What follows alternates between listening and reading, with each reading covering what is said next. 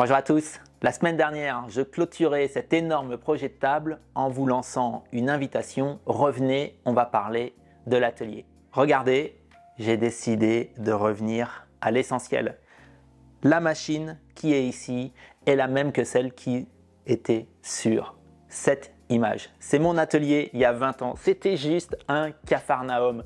Des vieux pots de peinture, des outils de jardinage. Regardez au fond, il y a une brouette pour faire cette photo et pour travailler, je sortais les vélos. Bref, j'ai décidé de me lancer un défi et je vous lance aujourd'hui le même défi, réorganisé dans un espace qui est un espace garage, 25-30 mètres carrés, un atelier avec les mêmes éléments, mais les choix et l'expérience qui vient derrière. Je m'apprête à fêter mes 48 ans, j'ai fait le décompte, j'ai aménagé 10 ateliers différents au cours de ma vie, dont 5 étaient spécialisés en menuiserie. Et ce qui fait la différence entre cette première image et cet atelier qui est là aujourd'hui, c'est simplement le plaisir. J'ai la même passion qu'il y a 20 ans, mais par contre, quand je viens ici, c'est facile, ça se déroule bien. Et puis j'ai envie de dire, petite cerise sur le gâteau, mes enfants, ils viennent de plus en plus. Je suis devenu un élément qui transmet, je leur transmets ma passion. Ils commencent à développer leur propre projet et ça, ça n'a tout simplement pas de prix. Donc, bienvenue dans cette vidéo, bienvenue dans ce défi. Je vous laisse 10 jours pour transformer votre atelier afin qu'il soit complètement opérationnel. Et pour ça, j'ai plein d'éléments pour vous aider. J'ai conçu une fiche méthodologique, un PDF téléchargeable. Je vous mets des liens en dessous dans la description, à votre droite, à ma gauche, enfin bref, quelque part en haut de l'écran. Cette fiche, elle va vous accompagner tout au long de cette vidéo. Vous avez en même temps des aides-mémoires, en même temps des fiches à compléter qui vont vous accompagner pour vous aider à métamorphoser votre atelier. Alors attention, je n'ai pas voulu céder à la facilité ou disons à l'effet de mode du tout festool ou du tout travail à la main. Mon objectif, c'est de vous accompagner en fonction de votre pratique, en fonction de là où vous venez. Si vous êtes plutôt arrivé dans la menuiserie par l'utilisation de l'outillage électroportatif ou si vous êtes simplement dans un endroit où vous n'avez pas le besoin ou pas la possibilité de faire du bruit, vous n'allez pas avoir les mêmes outils, vous n'allez pas avoir les mêmes réponses que votre voisin. Donc ne vous attendez pas à trouver un document tout complété. Vous allez devoir le faire par vous-même. Vous allez devoir mettre à plat votre pratique de la menuiserie. Pour ce faire, je vais m'appuyer sur l'approche nippone, la fameuse méthodologie 5S. Mais attention, je ne souhaite pas simplement rester, j'ai envie de dire, au niveau de la caricature. La caricature du 5S, c'est de se dire, on va ranger, on va trier, et puis quand un outil ou quand un objet n'est pas utile ou n'est pas souvent utilisé, on va l'éloigner. Je veux aller bien plus loin. Je vous invite à mettre la vidéo en pause, à récupérer ce document. Commençons par cette première étape qui est de se dire, on va faire un grand tri.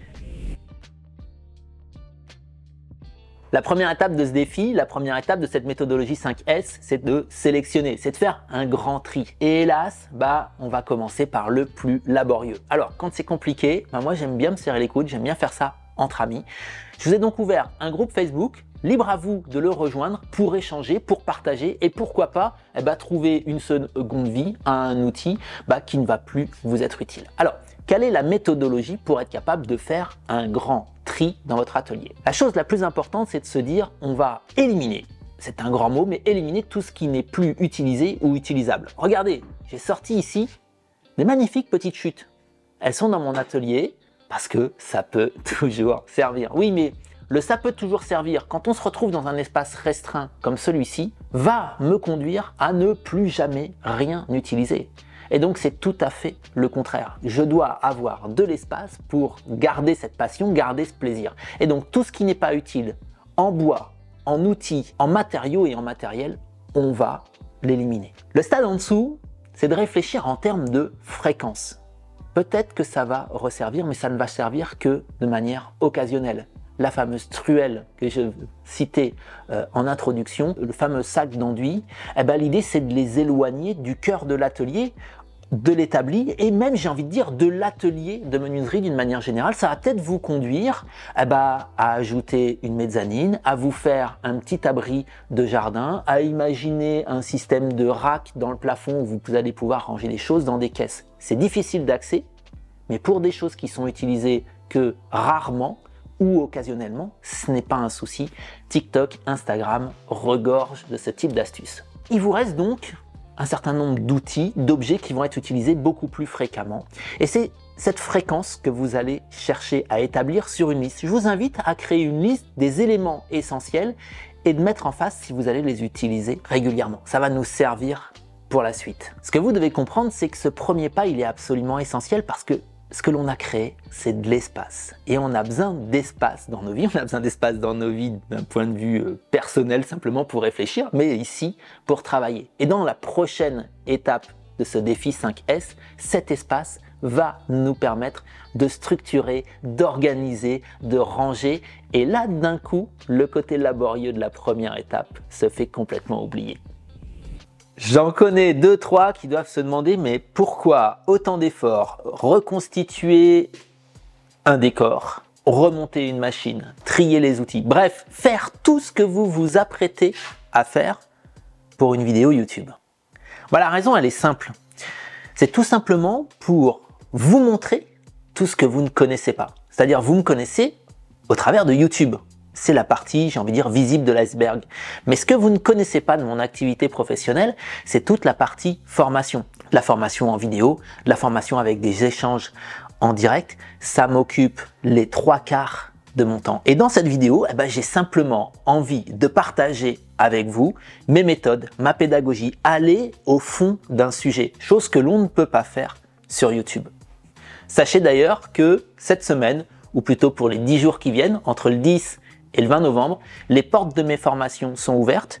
Je vous mets un lien dans la description, je vous mets un lien en haut à votre droite si vous avez envie d'aller découvrir mon espace de formation, que ce soit des formations sur des outils à main, sur de l'électroportatif ou même sur les machines stationnaires. Vous saurez tout en allant voir ce lien.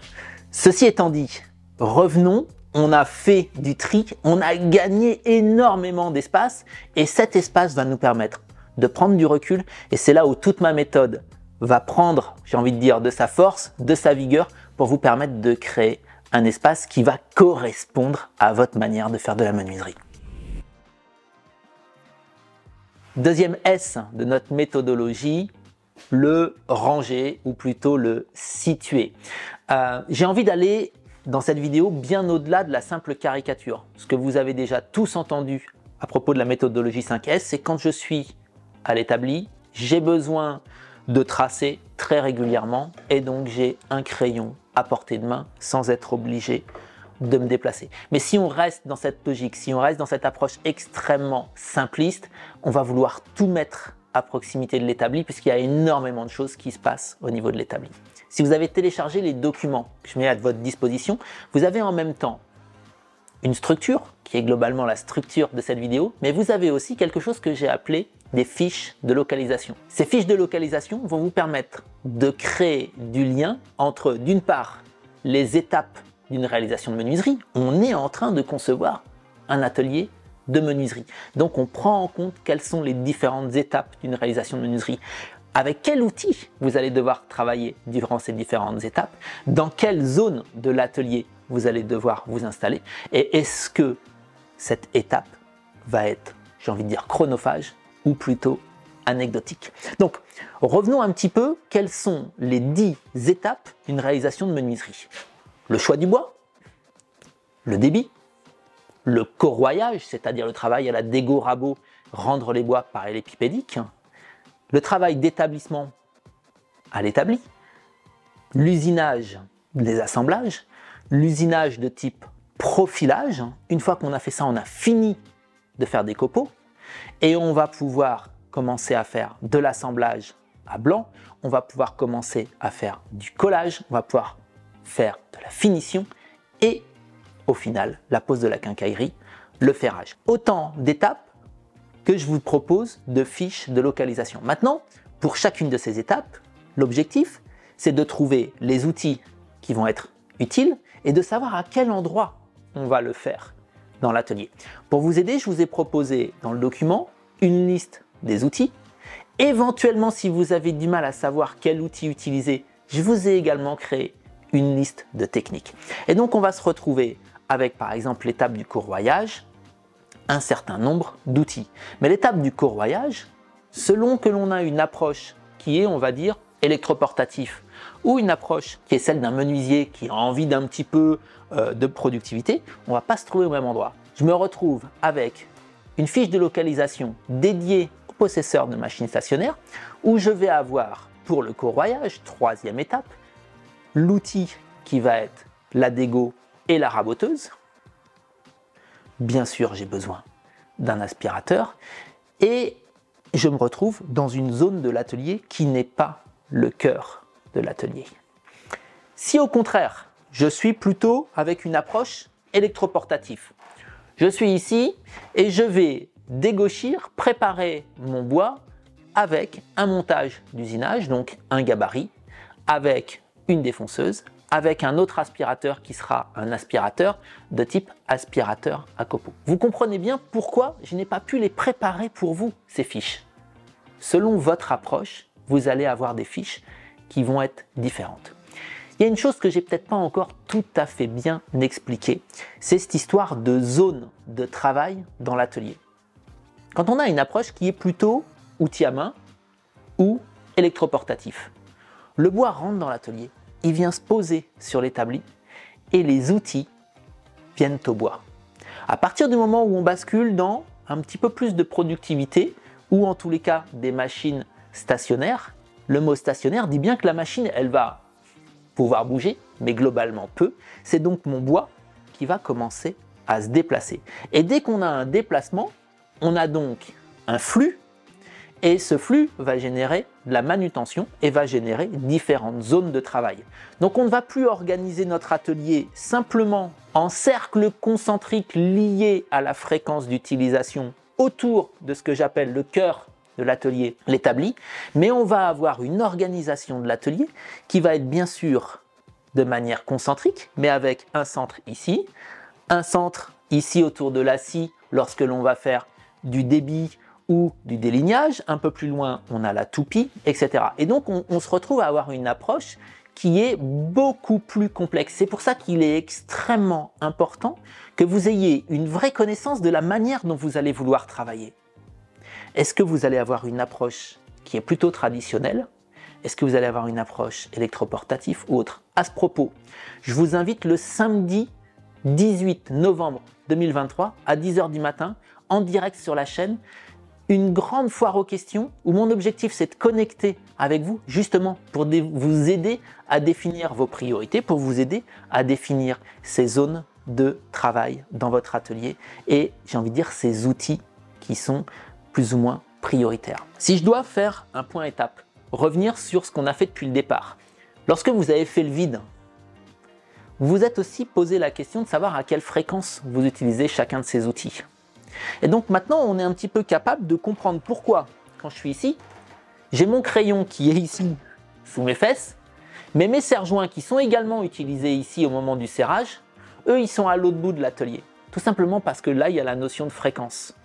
Donc, ces fiches que vous allez définir en vous appuyant sur les documents que vous venez de télécharger vont vous servir de jalon, de cadre pour après venir les poser à différents endroits de l'atelier, dans ces différentes zones que vous avez définies et de vous dire, ok, dans cette zone-là, eh ben, je dois être à proximité, je dois avoir mes lames. Mais il y a des choses qui sont extrêmement importantes, liées à la fréquence, et d'autres qui vont être un peu moins importantes parce que tout simplement, on ne va le faire que durant une petite durée et assez peu souvent.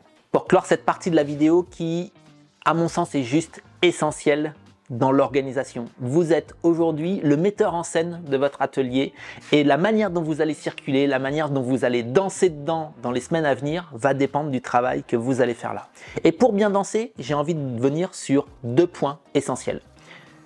Une machine, c'est très bien, elle est rentrée dans l'atelier, je pourrais en faire rentrer une beaucoup plus grande, mais il y a une énorme différence entre les dimensions nettes et les dimensions brutes d'une machine. J'ai envie de dire la valeur hors taxe et la valeur TTC, et également la manière dont vous allez pouvoir circuler autour de la machine. Alors, le premier point, quand on fait rentrer une machine dans un atelier, c'est pour l'utiliser. Et donc, prenez un bois 2 mètres, par exemple, ce qui me paraît être une valeur minimale, dimension d'un projet.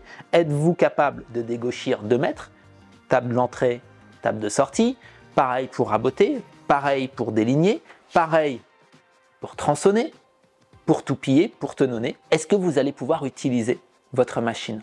Et le deuxième aspect, c'est l'aspect flux. Nos fameuses cartes de localisation, elles sont réparties un peu partout dans l'atelier dès qu'on travaille avec une machine stationnaire. Imaginez-vous vous déplacer de carte en carte, vu que ces cartes correspondent aux étapes d'une réalisation de menuiserie. Allez-vous pouvoir vous déplacer avec aisance dans votre atelier, ou est-ce que vous allez devoir passer ici parce que votre machine est trop grande ou placée au mauvais endroit? Voilà 2 points qui méritent toute votre attention. Le troisième S de cette méthode, c'est scintiller. Autrement dit, c'est être capable de faire briller, de nettoyer nos machines et l'atelier. Et quand on sait qu'au final, 90% de l'entretien sur une machine comme celle-ci va simplement passer par un petit coup d'aspirateur, éventuellement un petit peu de produit pour empêcher l'oxydation sur les tables, eh ben, on a tout intérêt à être rigoureux. Il va se passer exactement la même chose avec les outils à main. Quand on a fini de travailler avec les outils à main, un petit peu d'huile de camélia sur notre rabot et ça va retirer les traces de corrosion liées à la transpiration de nos mains. Donc, rien de mieux qu'une machine qui n'est pas sortie depuis un moment pour démontrer que cet entretien est important. Ah ouais, si je pourrais y aller, tiens, c'est une bonne idée. Bah oui. Vas-y, frotte mon grand. Clac.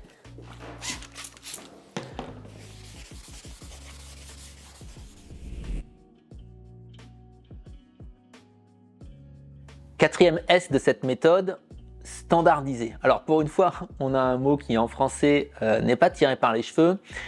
Dans l'industrie, ce S de standardiser consiste à poser sur le papier une procédure pour chaque étape liée à une zone. C'est-à-dire toutes ces techniques que je vous ai énoncées dans le document que vous avez téléchargé, il faudrait qu'on soit capable en face d'avoir une procédure très stricte.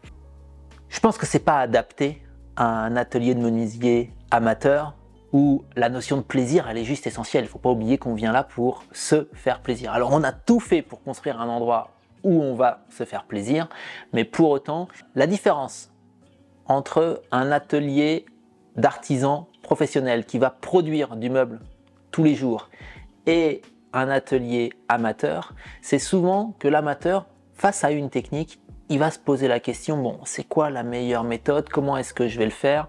Est-ce que mon tenon, je vais prendre un gabarit et je vais le faire avec une défonceuse ou est-ce que je vais le faire à la toupie? J'ai pas envie de rentrer dans la rédaction de procédure, mais par contre, c'est un thème qui est beaucoup trop important pour le mettre à la fin de cette vidéo. Je vous propose de nous retrouver le jeudi 16 novembre 2023 ici sur cette chaîne à la même heure, c'est-à-dire 18 h, et de standardiser, de réfléchir à la meilleure approche pour un certain nombre de ces 10 étapes de menuiserie que l'on a définies aujourd'hui.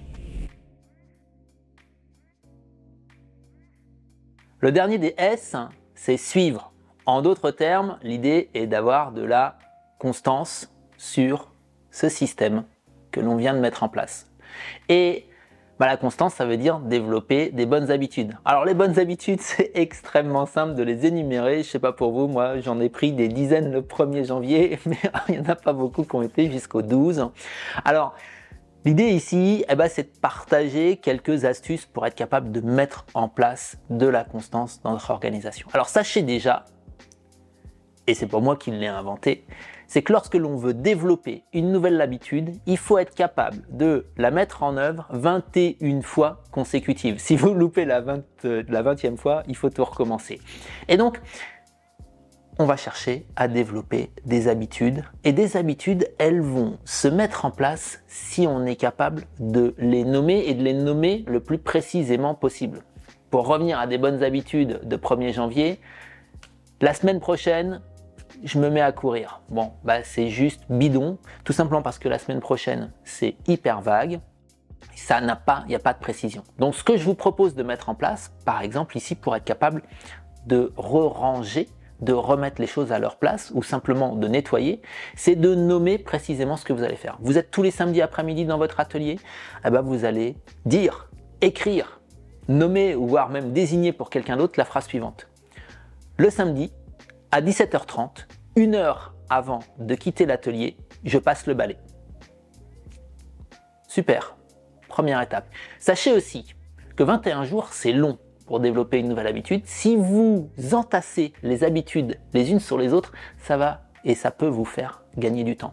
Et donc, une fois que vous aurez développé cette excellente habitude de balayer, de faire un coup de place nette dans votre atelier avant de partir, vous pouvez entasser une habitude sur une autre habitude. Et donc, plutôt que de dire le samedi à 17h30, après ma session de bricolage, avant de quitter l'atelier, je passe le balai, eh ben vous ajoutez je passe le balai et je range tous les outils qui traînent sur l'établi à leur place et vous pourrez vous référer à vos cartes de localisation si tout n'est pas clair, si vous n'avez pas encore, j'ai envie de dire, un clou pour chaque outil, comme c'est le cas sur le fond qui est derrière moi. Voilà qui va clore, j'ai envie de dire, cette vidéo. Ces 5 S, reprenez en particulier le deuxième dans sa méthodologie.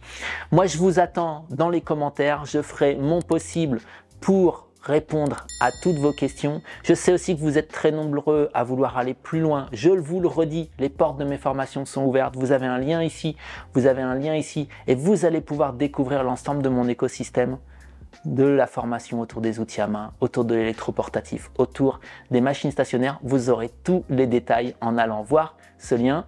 Je vous dis à très très vite, pour être exact, dans 3 jours pour une vidéo autour de la manière dont je conçois mes projets de menuiserie.